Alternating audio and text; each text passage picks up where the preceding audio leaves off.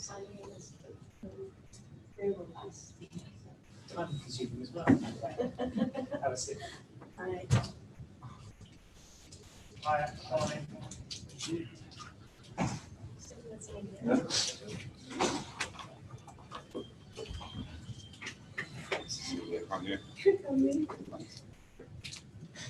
Good afternoon, everyone. Can you please confirm that you can hear me? Okay.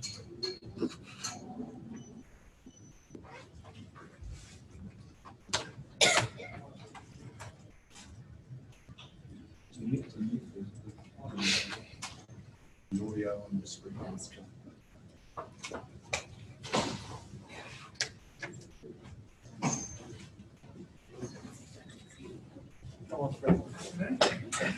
That's an interesting setup. How long have you used this platform for? How long have you used this platform for?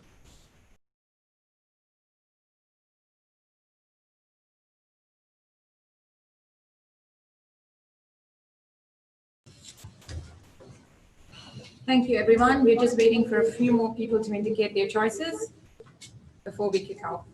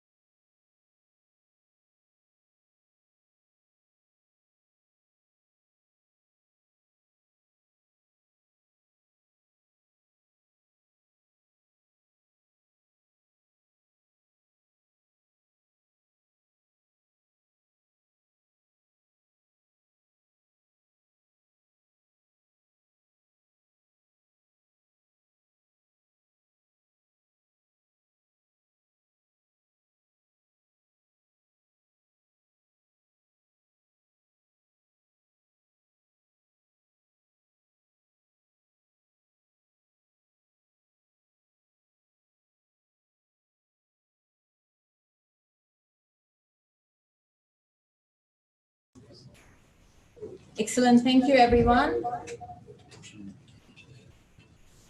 Good afternoon, everyone.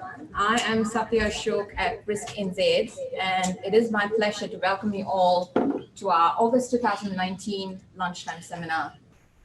The Lunchtime seminars remain one of RiskNZ's most popular events, bringing relevant speakers to you to share insights into risk topics within the space of an hour on the first Tuesday of most months. Before we begin, I would like to acknowledge and thank the support of RiskNZ's partners who make this possible. Our premier partners, SAI Global, JLT, and Paladin. Our key Lunchtime seminar sponsors, Cybercraft and Safety Associates.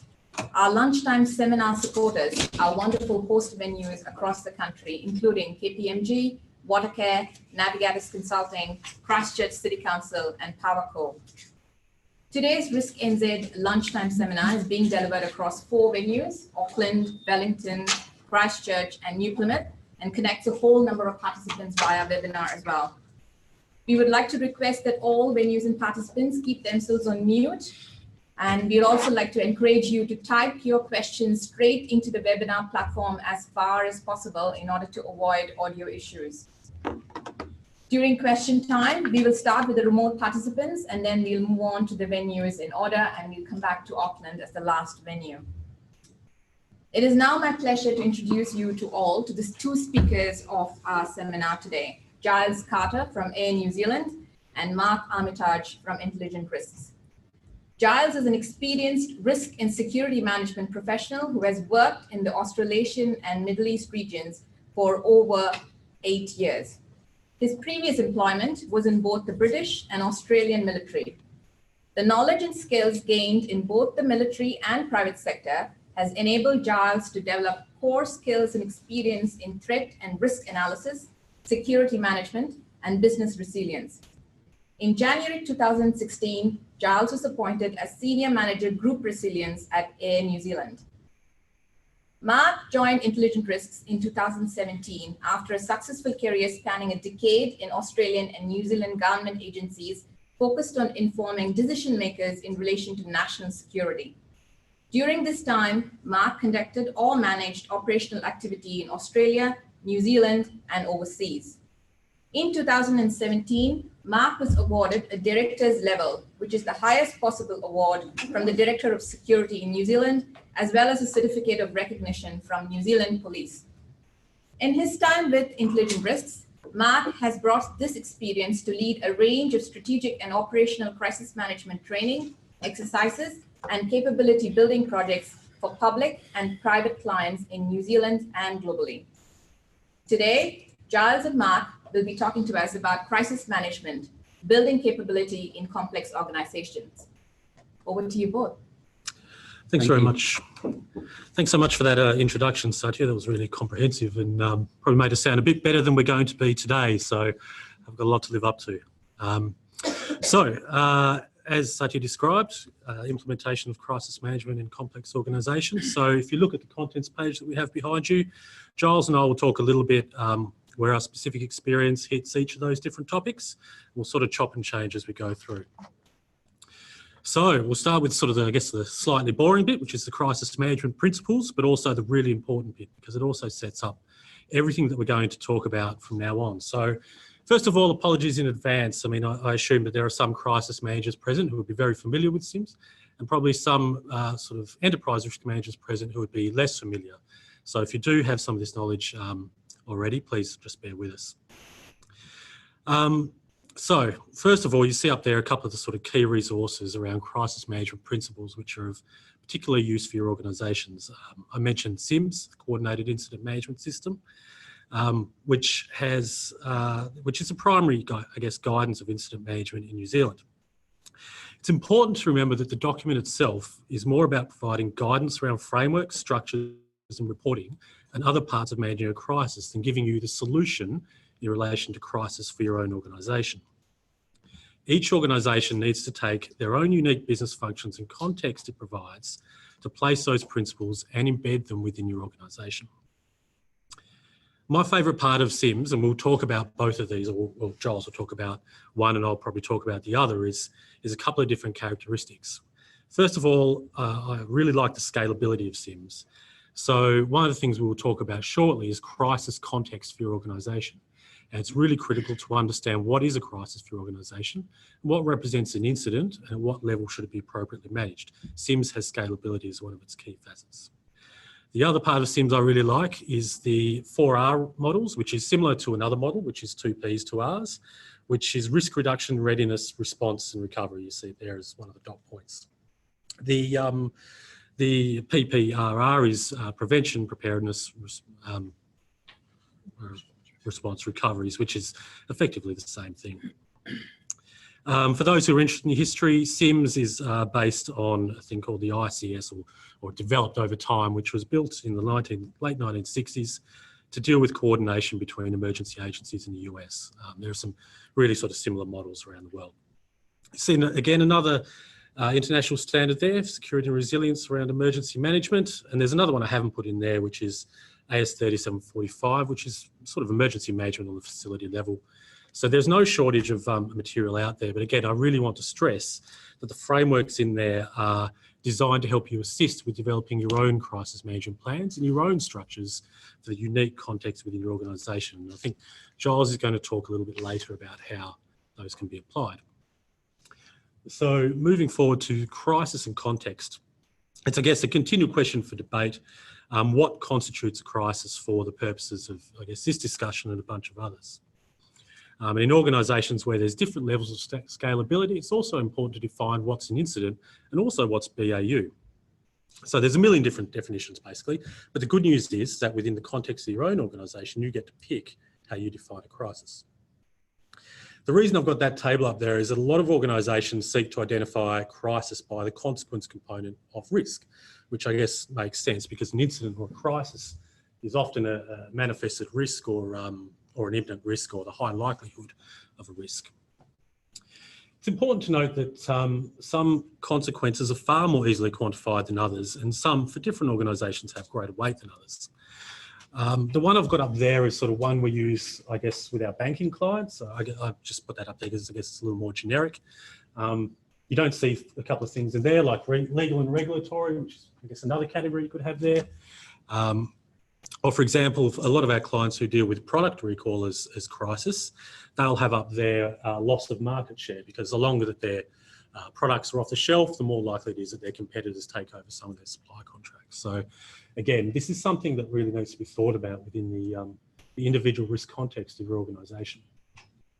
And it also, as I said before, it's really important to take as wide a view of consequence as possible and understand that some of these, even though they're tough to quantify, they still need to be considered appropriately. And reputational risk is also a really key one because, in my view, and sort of for a lot of the companies that we respond to crises for or advise, it's often reputational risk that impacts recovery the most, the recovery phase of a crisis. So yeah, critical to have a holistic and future-based view of crisis management activity across your whole organisation. So you see the next slide there has crisis spectrum, which is sort of gives you an idea of how the 4Rs or the PPRR model work in practice for the different organisational activities that you do. Sorry for the slight difference in terminology, but one thing which I really want to drive home is that each area of those four Rs or PPRR, depending upon which model you use, requires its own attention. There's the different aspects of life cycle there, which Giles is going to talk about. But one point which I want to leave you with a little bit is just how much can be done in that early part around prevention and preparation for a crisis. There is, I guess, a conception out there, and sometimes that comes through in the way organisations prepare their crisis documentation, that crisis management is only response. That is not true. There's the other models, the other points at the start are really important, as is recovery, which is often run by your business continuity documentation and other areas. So I'll hand over to Giles now. He's going to talk a little bit about some of the specifics in implementation. I thought I'd put that up first and foremost because the crisis management plan, the model, can't be leveraged or she'll be right, we'll get it right on the day. There's a lot of work prior to that which needs to be put in, which kind of works with Marc's, the risk readiness and the reduction. And it shouldn't also be considered in a too hard basket. because a lot of organizations think, oh, it's a little bit too hard. We don't want to incorporate into a business as usual kind of battle rhythm for the organization. We'll leave it over there and we'll get to it at some point in time. That some point in time will come up very, very quickly, and you will find yourself wanting that you haven't spent the time involved in developing it, looking into it and exercising it within your organizations. So moving on to the next slide. I won't talk specifically to those points. I will talk generically around them.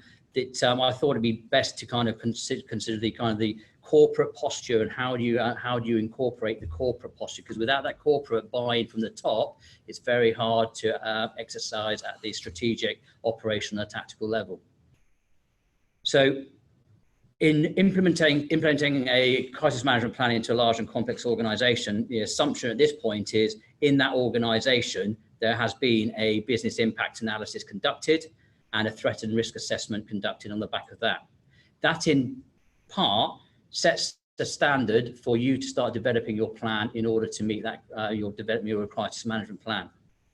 Key to it though, and I think it's touched at the top there, is those three words: the culture, the behaviors, and the attitude of your C-suite and your senior management across your organization. Because if you don't have those buy-ins, it's very difficult to have that push down for you to do as middle managers to get this thing affected and in place within your organization. So, so what is culture? So from my perspective, this is Carter's words. Culture of a group comes from the behaviors of its members. Behaviors of the group is shaped by the underlying attitudes within the organization, and behaviors and attitudes are influenced by the prevailing culture. So you can see there's synergy with all three in order to get to a point where those C-suite individuals, those senior managers, are driving down the culture, behaviors and attitude, which should be replicated across the business to get this thing up and running.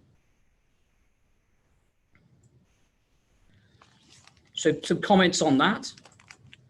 Crisis management planning is a key discipline that sits at the heart of the building and improving the resilience of an organization.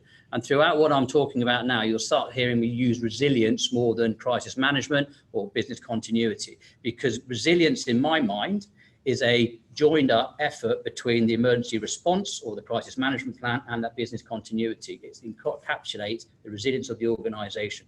And we'll come on to that a little bit later. It has to be a tried and tested methodology that an organization should adopt as part of its approach to managing the threats and the risks that organization faces. Because if you don't get that fundamental aspect correct at the beginning, the business impact analysis, the threat and risk assessment, you'll be found wanting at some point down the road. And this goes back into understanding the model, the four R's, the risk reduction and the readiness, response and recovery. Effective crisis management programs support the strategic objectives of an organization and proactively build capacity to continue operations in the event of disruptions. So if you ask yourself, if I was to have a disruption within my organization, how am I able to continue the business going forward whilst I deal with that disruption? Understanding the nuances around that. From my perspective, we have Air New Zealand has 100+ aircraft. If we have an incident with one aircraft, we still have to manage the business for the other 100 X amount of aircraft going forward. So we can't just be focusing purely on that particular incident, although it's massively important at the time. We've got to consider about our resilience and be able to move forward and continue business as usual with the remaining fleet and the operational requirements which tie into the strategic objectives of the business. It must promote validation and continuous improvement. It's all very well having a crisis management plan that you put a lot of effort into, and it goes back to that kind of first slide, it's a too hard basket. You've got to be able to validate it through training, education and awareness, and a good quality management approach to make sure that thing still meets the requirement of the business 6 months, a year, whatever down the road, because businesses change. That's what businesses do. And they morph and tweak themselves and change direction. Your crisis management plan must be agile as well to keep in line with the way the business is going. Delivers measurable value to the organization. Ask yourself, what value does my crisis management plan or my resilience plan offer to the organization, and make sure that that is well known to the people you report to and to the people at the top end of that Christmas tree or the C-suite. Now, in doing so, that is all about building relationships, getting the relationships right, getting the right people to talk to and getting their buy-in, which is one of the key things. And number 7, and we'll come back to this in one of the last slides, is the incorporating of that crisis management plan at the tactical, operational, strategic level into business as usual. We are busy people. We've got 100 things and 100 plates spinning around at any one time, but we've got to be able to have enough space in that, or breathing space in that dynamic or busy week, monthly schedule, where we can focus on planning and training our people around that business continuity, crisis management plan. Otherwise, I think I might be jumping the gun a bit here, you will find yourself in a position where you will have that event arrive on your desk and you will be scrambling around thinking, well, where is that crisis management plan? Because I haven't seen it for a couple of months or whatever. And if I'm not there, my succession plan is who, and how does he or she understand the nuances of what we've got to put in place here? So things to consider. The next slide, next slide. We're talking now from the operational perspective and from the tactical perspective. You know, the functional accountability. Each manager within the organization who has a role to play needs to be accountable to his plan or her plan in order to meet the requirements of the strategic objectives of the organization. You know, the framework, what framework are you going to use and put in place around it? Are you going to talk about specific silos or functions within the business to do their own thing? Are you looking at a kind of a more of a generic plan which involves lots of different business functions broken down from particular or normal operating functions? How are you going to manage that, and how's that all going to come together in the big, when you have to bring it together? So, and then the tactical level, you know, the environment, the risks, the resources, the quality and the training of your plan in order to make sure those people are well prepared, they have the right resources at their fingertips as and when required in the event of an incident. And then the education of it, you know, and you know, these are the 5 E's. You know, you enable, you educate, you shape the environment, either people around you to get this plan in place, and obviously then you encourage them to manage it and manage it on their behalf, and then you evaluate it, which goes to the kind of the plan, do, check, act cycle, if you wish.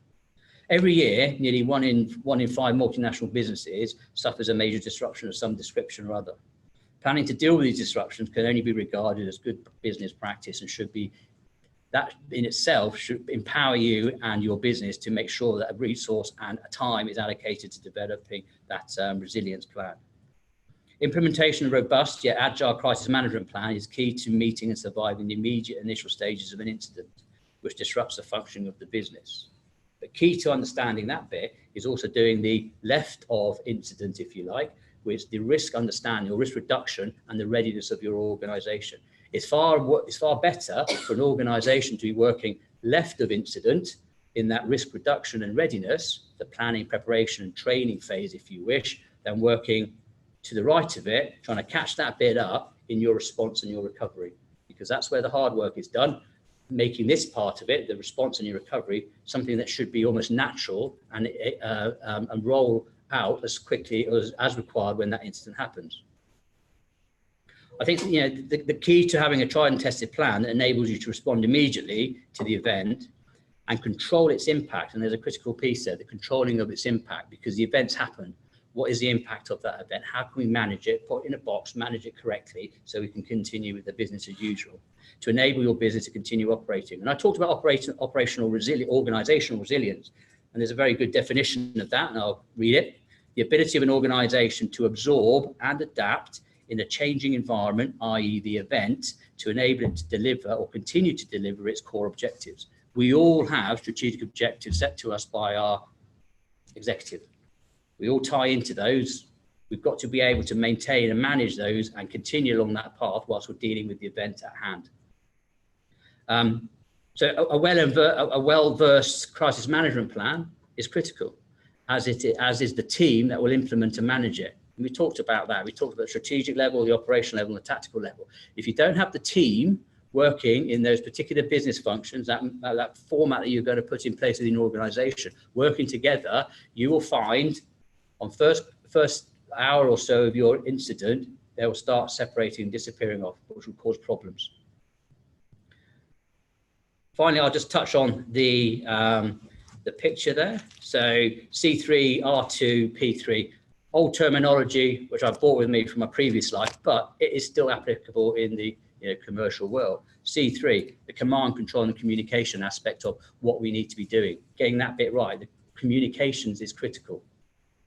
Roles and responsibilities goes back to educating those individuals as to what their roles and responsibilities are in the event of the application of your crisis management plan, and how do they manage it, and how are they trained to understand what those roles and responsibilities are.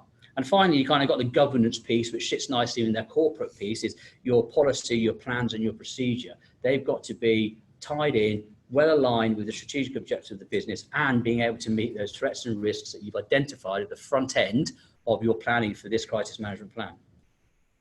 Ultimately, those three areas mutually support each other at any one point in the continuum. And you get those bits right at the front end of it, then your ability to respond in an effective manner to the incident that has kind of come up on the radar will be far better. I'm going to slightly change focus now to kind of discussing that crisis leadership. What is crisis leadership? And there are some kind of comments on there which I feel are important to understanding what we have to do in leadership. That crisis leader, they need to understand what their objectives are, the structure they're working to, the functions that not just them, but the other parts within their crisis management plan have to play in the organization's overall effort. The strategic, the operational, tactical objectives of what they want to apply. So if we kind of step back a little bit and try to unpick what does crisis leadership is all about, most of us will agree that it is a quality or set of behaviours that engenders sufficient trust and respect as to the others to follow. Okay, as a leader, that's what we do.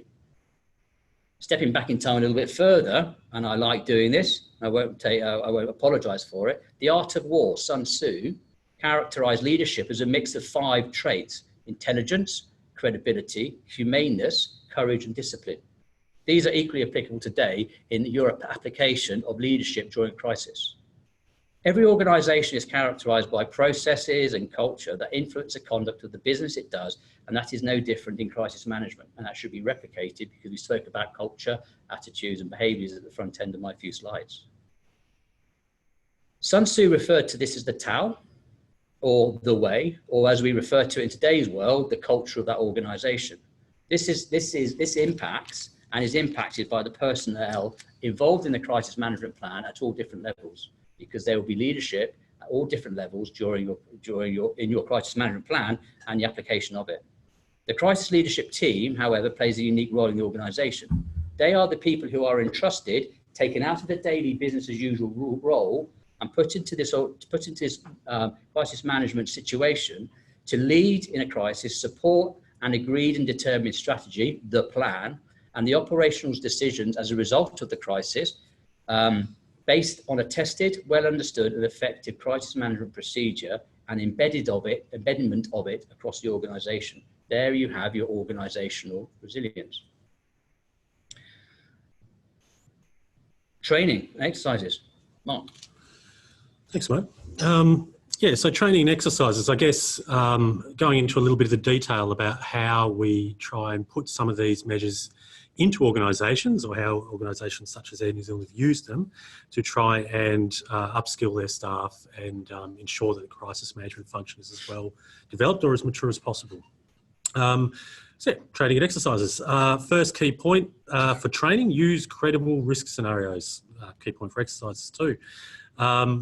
Second of all, understanding your risks. So linking to that risk reduction and readiness. So using tools like your business impact assessments and understanding what exactly your organisation will have that constitutes a crisis.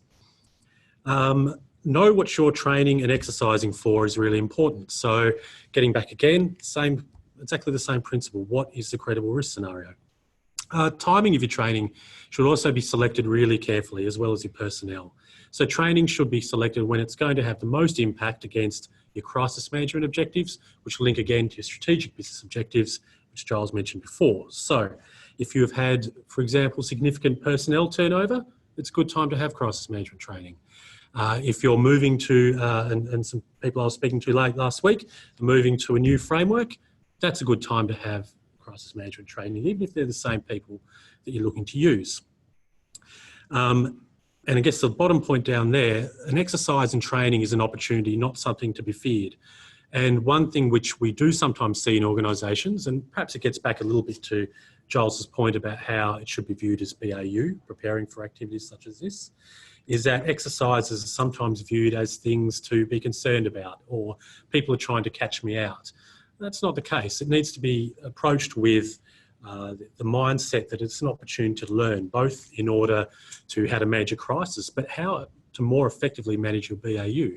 Because the better that you manage a crisis, the better that you recover, and the quicker that you recover, and therefore you're back to your business as usual. So training, there's a different, I guess, kind of spectrum of training exercises which can be employed. I guess on the lower end, you have what we call, I guess, desktop exercises, which I'm sure a number of people here have participated in, which can be as simple as going to a company and providing sort of 4-hour-long scenarios, which the company talks through. This can even be done internally quite easily, and then learns from each scenario towards the end. Simple, easy to do, sometimes requires a little bit of extra effort to come up with scenarios, but there is nothing, I think, that's too much of a resource in posting that. On the other end of the spectrum, there's quite significant exercises which occur, and often you'll find these in government. For the Australian government, for example, runs a thing which is either called or used to be called an MJEX, which effectively was a joint agency exercise across sort of 4 or 5 state jurisdictions. The large purpose for which was to make sure that the different agencies in those jurisdictions played together well. And they take months to prepare, they run sometimes for a week or longer, and have an incredible number of personnel involved. So not suggesting that you all need that if you're running a small organisation, but what's important is that you think about the intent of your training and what's going to achieve the specific objectives that you want. So that includes sort of taking into account some of the things that we've got there. Clarity around role and responsibilities. Giles mentioned before the distinction between strategic, operational and tactical. A lot of organisations like to separate out some of the decision making into different bodies, which can make sense. There's a utilities provider, for example, that likes, and it's a bit of an anecdote, utilities provider, not a New Zealand one, that has an incident management team and a crisis management team, which is effectively their executive leaders. The executive leaders should, according to their management plan, be focusing on things like recovery and reputational risk and communications. The incident management team should be running things like, how many people do we actually need to go and manage this incident? How many people do we need to subcontract for that? What's our extended HR plan? Because we can't keep this up indefinitely. We need to understand whether we need this increased effort for 60 days. And if so, how do we make sure our people are getting the rest that they need in order to perform that business function? That can often come unstuck where the lack of clarity exists between those two, or however many bodies are in an organisation. They start trying to cross over into each other's decision making. So training and exercises is a good way to train that out or exercise that out. The other point about being clear about roles and responsibilities is that there should be no single crisis person. One of the, I guess, issues that sometimes organisations in New Zealand face particularly is sort of a shortage of personnel, and the fact that often people are only one deep. Again, going back to your point around succession, and the next person up, will they manage the crisis, I guess, to the same quality that the full-time crisis manager would. So it's a commendable trait to want to assist, but it's important to make sure that we share that knowledge and share the training and exercise involved from an organisational perspective to make sure it's resilient as possible. And the last point I guess I want to make is around experiential training. I believe it's very powerful to have people do things. It's very easy I can sit and talk to you all day about Sims and everything else, but actually there is a big difference, I believe, in having people actually do things, look at them and reflect on them and say, actually, if I had my time again, instead of doing X, I would have done Y. So trying to incorporate experiential training, I think, is a really sort of powerful value add in the crisis management space. Exercises. Yes, objectives, really important. Important to link it to the sort of key strategic and business objectives of the organisation. I guess I have a list in here in my mind around what constitutes good objectives and have some examples and what constitutes bad objectives. So good objectives are identifying whether new or existing documentation serves the needs of the organisation in crisis. Another good objective would be acclimatising key personnel to new positions. Another one would be preparing for a credible risk scenario which might be heightened in your organisation's risk context. That's an important one as well. We all know as risk professionals how important risk identification is. The reality is that the risks to water care, for example, I'm just using you because you're the host, the risks to water care today on the 6th of August are going to be potentially different on the 7th of August and different again on the 6th of August 2020.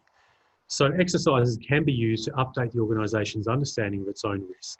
And if an organisation is looking to move into an area or expand its business into somewhere that brings in credible risk scenarios it hasn't had already, then sometimes training and exercises can be really critical and a really useful tool for personnel to understand those risks of the crisis. Bad objectives: getting the exercise done and out of the way and getting it ticked off for the purposes of insurance. Insurers often like to know that companies are very mature in that crisis management space, and getting it ticked off doesn't exactly fit what's best practice. So, for example, it's often really useful to be as detailed as possible in your exercises. So, for example, say you're running a large crisis management exercise for your company, and you might have 80 what we call injects of information, which are effectively things put in to provoke a decision or even to provoke a decision not to do anything by the crisis management team. What can be really useful is having them built into a column, and when you have the exercise there, you have an expectation of this is what we should actually be seeing for each single one of those things. And then you write down exactly what occurs. Going back in your post-exercise report, and I think we'll talk about those shortly, and going back in your debriefs, it's actually really clear to define where, if in fact your organisation made some, I guess, suboptimal crisis decisions. So it can be a really powerful tool. Preparation for that's really important. So post-exercise reports, and this is, I guess, a bit of a bugbear of mine, and we talk about, I think, the continuous improvement cycle next slide. But the recommendations in PXRs must be specific, actionable, accountable, and time-bound, in my mind, for them to work. And again, it depends on your organisational culture, but sometimes you need to think creatively about how to get out the most high-quality insights from your exercise participants to make sure that you're developing the information you need to improve your crisis management plan. I'm not critical at all of the military. I used to be in the military and my wife is in the military, so I'd be in a lot of trouble if I was critical of the military. But for example, if you went to a platoon sergeant and you asked them for how an exercise went with all their troops present, chances are that the platoon sergeant would answer and the troops would say nothing. And that means that you're denying yourself the opportunity to have some really interesting and potentially useful insights down the track about how your exercise went. So in my mind, it's often really important to do things like anonymising that feedback, or even having singular or even team debriefs where people feel more comfortable to open up without authority figures present. Again, not bagging the military, but some organisations do require that to make sure that all insights are captured. Yeah. So up there is the continuous, what I call the continuous improvement cycle. I like to think I'm pretty good on PowerPoint, but the reality of looking at those colours is that's not the case. A graph similar to this actually exists in SIMS, which goes doctrines, which inform training, which guides operations, which update doctrines. But to be honest, I mean, we deal with crisis with a great deal of organisations across Australia and New Zealand, and in my mind, that post-exercise review piece needs to be its own area because it's something that sometimes isn't done that well now. And I talked a little bit before about feedback loops and exercise reruns, and it's sort of that clear linkage between insights and goals and actions. Sure, so we didn't do something particularly well, but what actually does it mean for us next time, and how do we document that so it is followed? So yeah, and Giles is going to talk a little bit about benefits and challenges around documentation of crisis management. You can see kind of a mind dump of some benefits and some challenges on the screen behind me here. I won't go through each of them piece by piece, but I will pull out some things which I think are very, very important. Interoperability and the interdependencies between you as an organization and all those other organizations which have a piece to play. For example, in my world, we're not just on our own dealing with the crisis, whatever it might be. We are reliant and are partnered, if you like, to a degree with agencies from government, agencies from NGOs, requirements of the regulator to make sure that we hit certain targets at certain times, and that's very much kind of imposed on us. So whatever we do when we have our crisis management plan, we must consider we're not to be planning in isolation. We need to be considering all those spider legs, if you like, to those other agencies who are out there to be able to provide and assist you to get through that particular incident that you're facing. Very important. Organizational resilience, I mentioned it earlier. I gave you a kind of a definition of what that is all about. It's that ability to be agile and adapt to the environment, and that encapsulates in emergency management or crisis management planning, business continuity. It also encaptures that risk analysis, the threat and risk analysis at the front end, and the business impact analysis. You bundle all that up together and you get your organizational resilience. If you can start using those kind of terminology within your organization and bringing these things in, you'll find you have a more powerful tool or position to get the culture and buy-in from the senior leaders in your organization. We talked about reputation and the brand resilience. Reputation is everything. If you get your response incorrect in that first 24 hours and you don't consider the communications out to external agencies, the media, for example, you will find yourself behind the 8 ball straight off the bat. And we're always find ourselves at the front end of an incident fighting the social media kind of spin. We've got to be able to be very, very clear and very concise with our communications in order to manage that business and brand resilience, if you like, in the first hours, 24 hours of that crisis, because the news cycle is so quick.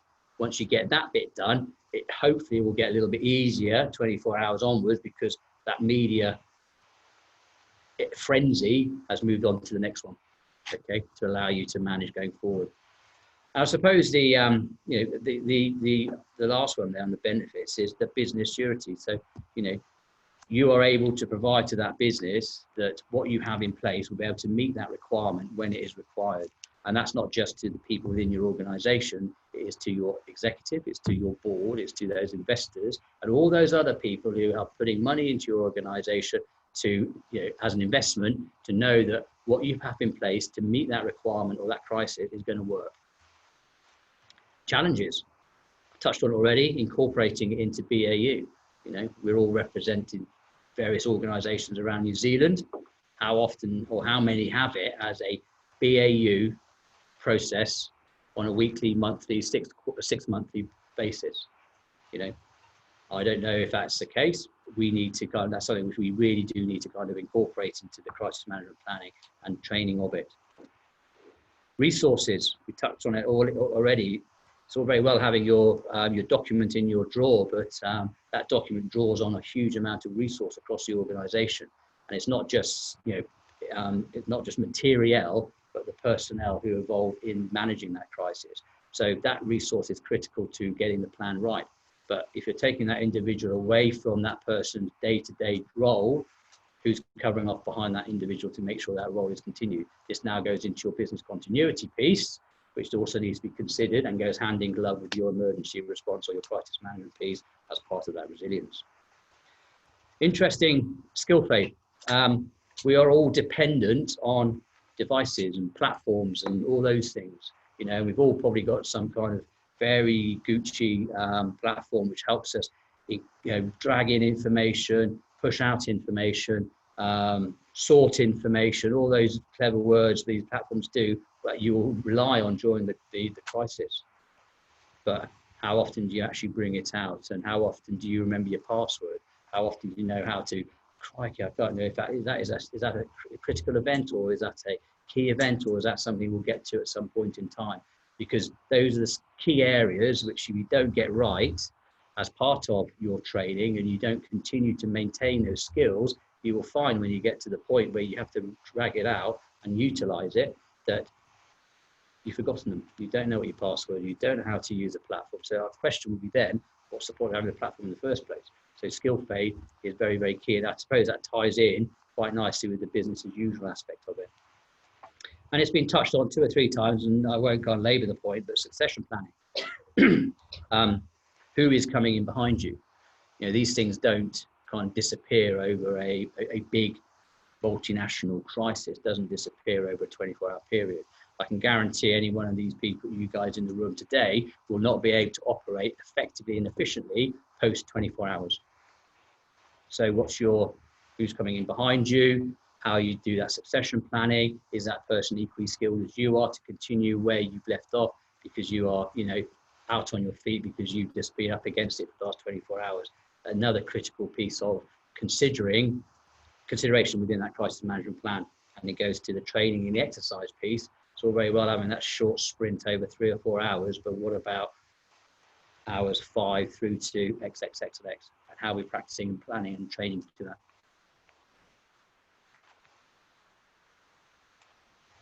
All right, we had a couple of case studies, which how we'll be looking for time. I'm getting nods. Okay, all right. I'll do the first one very quickly because Giles did talk a bit about reputational risk and even I mean we weren't involved with Australian Week Board, but you can read the Royal Commission findings yourself. But it is a good example around what we call a double crisis or a secondary scandal, which is where the initial communication surrounding a crisis actually created a larger crisis. And there's a bunch of examples around that. So I guess that's a trend of concern, I guess, around crisis management in Australia and New Zealand. I guess the next one, which I'll quickly touch on, is around product recall. So you see some statistics up there, which probably they might mean a lot to food producers if there's any in the audience, but they probably don't mean that much to everyone else. But it is becoming one of the more corporate crisis events, which have a huge focus again on reputational risk. One of the issues with reputational risk, which is really key, is I guess, Giles, I'll ask you to illustrate this point a little bit. When you think of crisis in relation to Australian strawberries, what do you think of? Needles. You think of needles. And so there were 4 strawberry producers in Australia that were impacted directly by the issues that were faced. There are hundreds of strawberry producers in Australia. So part of their issue is that they were in effect managing the perception and someone else's crisis impact upon them, as opposed to what the reality was for their organisation. So sometimes it can be all very good to say, oh, that affects them, not us.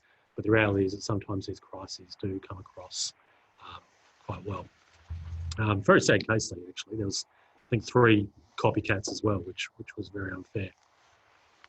And I guess the last one to talk about, and this is, I guess, around that changing risk context. Does anyone know who that is, that picture? Does that ring any bells? Okay. So that's a guy called Nigel Brennan who was kidnapped. They're both Nigel Brennan. That's him on the left before he was kidnapped. That's him on the right after he was kidnapped. Does anyone have a guess how long the difference in time was? No, it wasn't very long. It was 15 months. He looks about 20 years older, I think. But to be honest, we're not going to talk about that in too much detail, but it is a good example around kidnap, ransom, extortion, which is actually a really rising trend, unfortunately, particularly in Southeast Asia. He wasn't kidnapped in Southeast Asia, but a lot of companies are looking to extend their business in Southeast Asia and places like that. And kidnap, ransom, extortion isn't really now, it shouldn't be considered what you see in the movies of necessarily people bundling other people into vans, although that can happen too.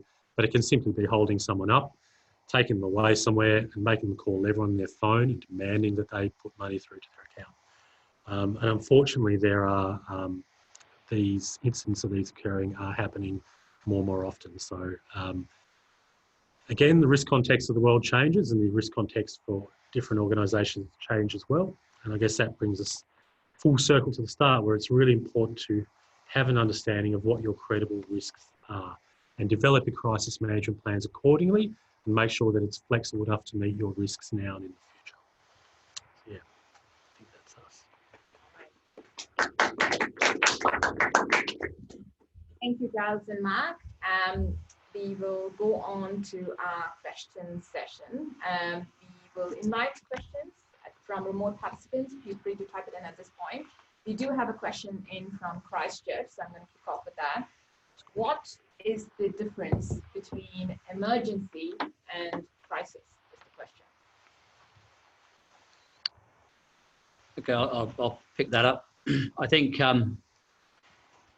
it's the appetite of the organisation and what they define as an emergency and a crisis. So, you know, an incident can be anything, because there's actually three. There's incident, emergency, and a crisis. So, you know, the incident can be something as minor as a mugging outside of your corporate offices. You know, but the second and third order effects of that might eventuate into an emergency because the damage done to the individual and what was taken from the individual from a corporate IP perspective, the phone or the computer. And all of a sudden, you've gone from what was a standard, if you can call it that, a very unfortunate incident, to something that's now might affect your intellectual property and, you know, the kind of the strategic objectives within your organization, because that's the intellectual property could well be on that computer, or quite simply, you could get into that computer and use it to get into your systems.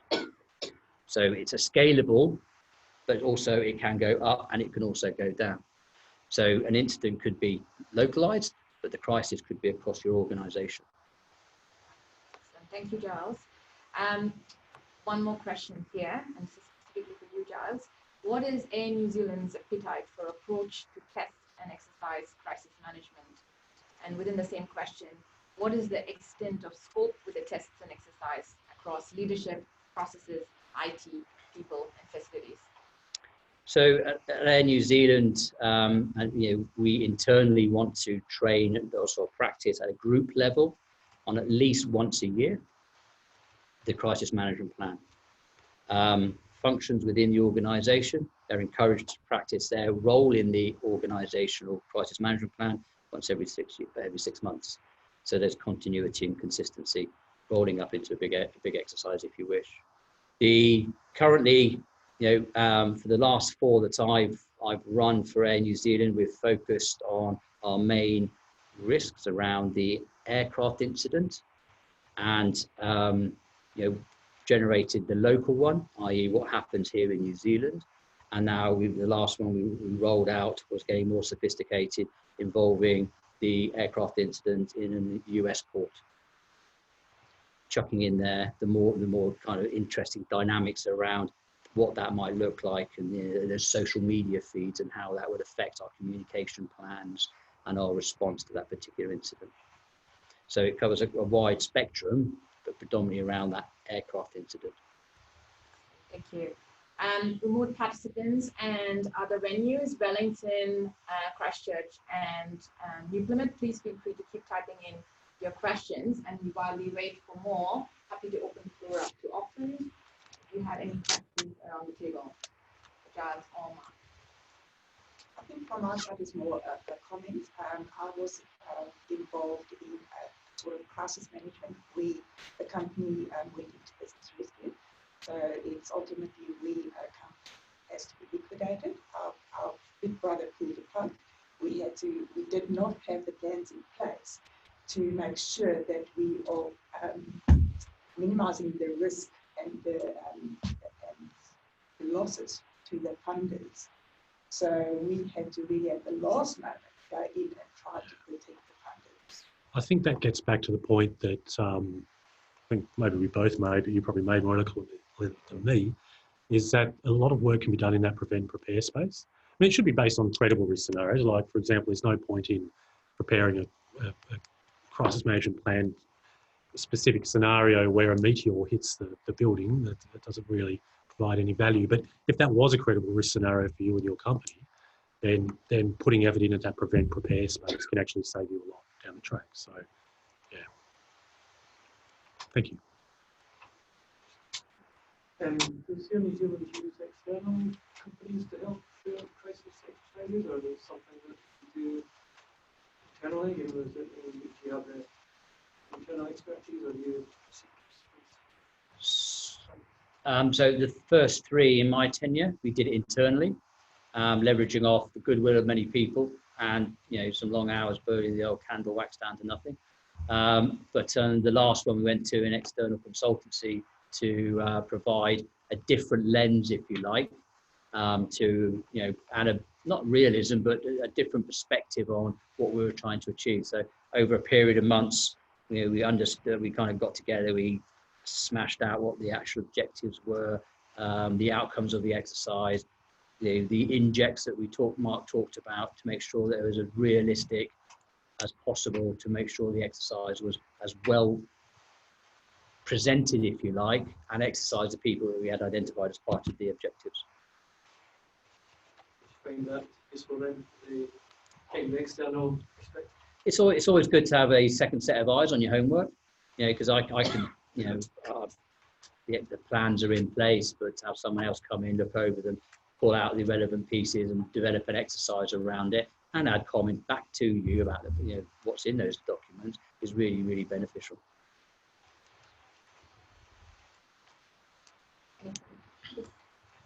One of the areas that we're all vulnerable to see, what we seem to see more of, is cyber attacks, things like ransomware and everything else.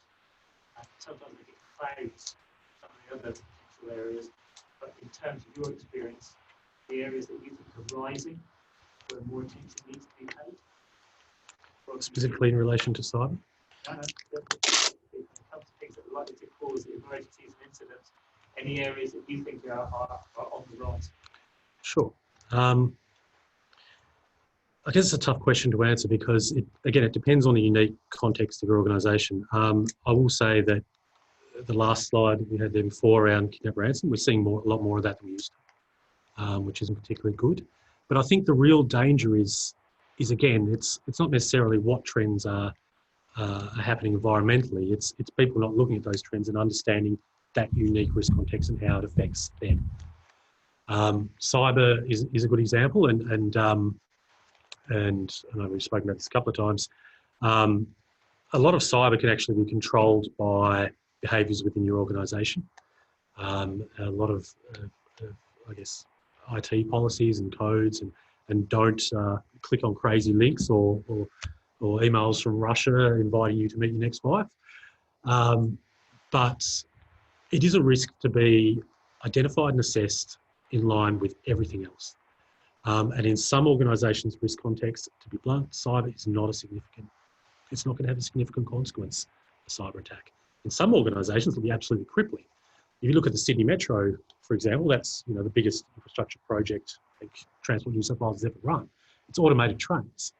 So huge potential cyber impact. You look at what they're replacing. A lot of them are very manual still. So the cyber impact's a lot less. So the risk context of your organisation, the operations that you're conducting, is what you should be interested in. Does that make sense? Yeah. In a sort of a litigious society that we live in, how do you balance what the lawyers might advocate you do or don't do around a crisis versus how the organisation might choose to respond? So, I mean, if I can use a scenario, in the wake of the Kaikoura earthquake, we had two clients, one that chose to be quite proactive and get in front of the press, and one that chose to sit on its hands. And in fact, the latter one came off better because they said nothing. Nothing was sort of taken out of context or got into social media. How do you find that balance? I know it's obviously contextual, but any sort of rules of thumb to think about? I mean, I guess. So I want to talk about, I'll give you an example back at you. Air Alaska, they had a aircraft ditch on approach into San Francisco. This was probably about 10, 15 years ago. And that incident changed the dynamics of, you know, the drive in aviation crisis management, if you like. But what, from a horrific incident, and there was no survivors, it was decided at a very early point in that the CEO and his board and his executives would be fronting up to the press at given opportunities to be honest and frank and open with regards to what happened. And that humanitarian perspective, and, you know, the earthquake in 2016 had a big humanitarian impact. That humanitarian approach and being very open about what they were doing went down really, really well with the affected families, families, and general kind of, you know, populace in that part of Western seaboard America. Interestingly, during the investigation, he was also found wanting in various aspects, but he invested a lot of money, realizing he had made a mistake, into those particular areas that were identified as below standard. And again, very open with the press and the people who were affected by that particular incident. The kind of the interesting outcome of that was the shares for that organization dropped off quite considerably immediately after and for months afterwards. But because, and it was directly attributed because there had been studies done to it, because of the way he was frank and open with the, you know, the press, his legal team, and all the rest of it, the shares of that organization actually went up the following year, were higher than they were prior to the event. And it was attributed to the ability to be able to be frank and open and honest as a result of the horrific accident that his organization had come to his organization. So, you know, from our perspective, absolutely in front of the camera or in front of the media, to be able to be, you know, have that humanitarian post and being honest with the press, because ultimately down the track, probably something will come round and bite you because they ferret away and they find out bits and bobs that they don't want to be finding out. I mean, that's my opinion. Yeah, I agree, and I think again this sort of illustrates that point around risk reduction and readiness, where all this stuff can be put together in crisis communication plans that link into the wider crisis management plan, particularly for large organisations. And that can be implemented in the stage of a crisis. I mean, Giles mentioned before that one thing in New Zealand do is have social media feeds as part of their crisis management plan. No one would have thought to do that 10 years ago. I don't know, I'm a bit of a Luddite. I don't know how long ago these things came about. But that's part of the sort of, I guess, that evolving risk context, that reputational risk is much higher now. And there's no reason why things like that can't be implemented into training and exercises to allow those clients to be more ready for when the risk manifests itself. Thank you, everyone. I know we've crossed time a little bit, but that's absolutely fine. Just heard back from the venues that there are no more questions there as well. So I will take this opportunity to thank Giles and Marc for your time today and for that very comprehensive presentation. Thank you to everyone for making the time to join us at the Lunchtime seminar. One more shout out to our wonderful partners. Our premier partners is AI Global, JLT, and Paladin. Our Lunchtime seminar partners, Cybercraft and Safety Associates, and to our host venues, KPMG, Navigatus, Watercare, Christchurch City Council, and Powerful. Thank you all once again, and I look forward to meeting you all at further RiskNZ activities in the future. Have a great day.